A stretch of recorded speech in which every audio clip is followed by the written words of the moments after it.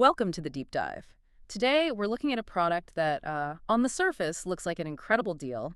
It's a smart lock under $70. But it might just be the equivalent of, putting a welcome sign on your door for thieves. Right. So our mission here is to dig into the hype around these budget security gadgets, specifically one called the Mr. Bryant XU. And this thing is a monster on Amazon. Mm. I mean, it has nearly 47,000 positive ratings.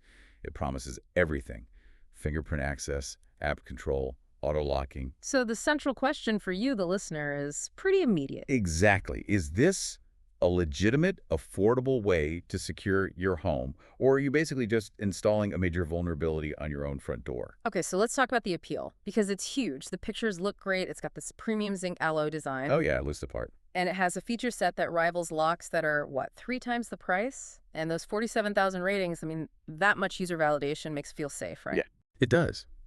And that's exactly where the first big red flags in the research start to pop up. Mm-hmm. What's so interesting is that while the product is all over Amazon, Mm-hmm. the brand itself has zero verifiable company history. No website outside of Amazon. Nothing. Wait, so no digital footprint at all, just a single storefront? That's it. The manufacturer's address just points to a generic location in Shenzhen.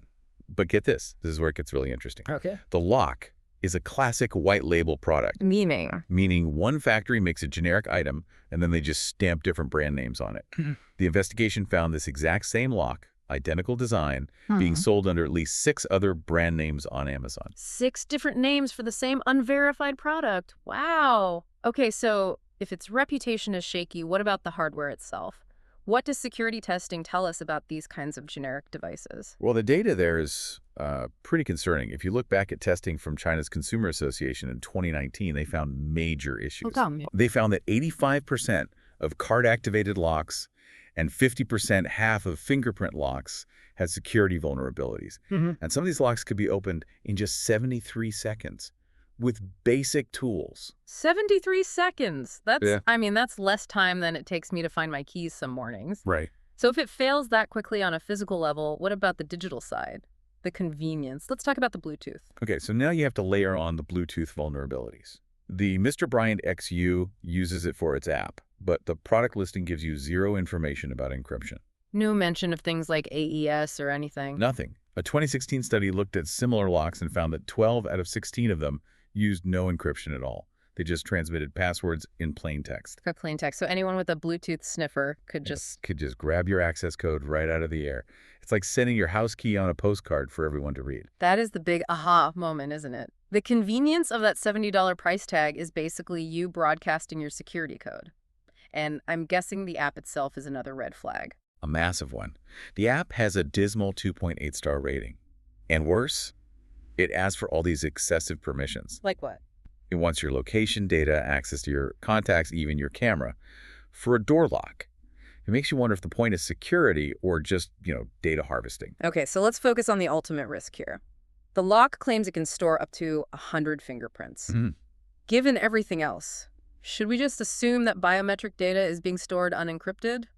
Or worse, being sent somewhere without you knowing? You have to assume the worst, because the company is silent on it.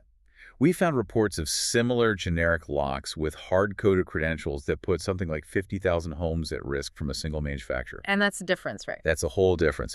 Brands like Schlage or Yale, they invest in security infrastructure. They use certified AES 256 encryption, two-factor authentication. They push out firmware updates. They have a reputation to protect. So when all's said and done, what's the final verdict from the sources on the Mr. Bryant XU? The conclusion is that it's not a real smart lock.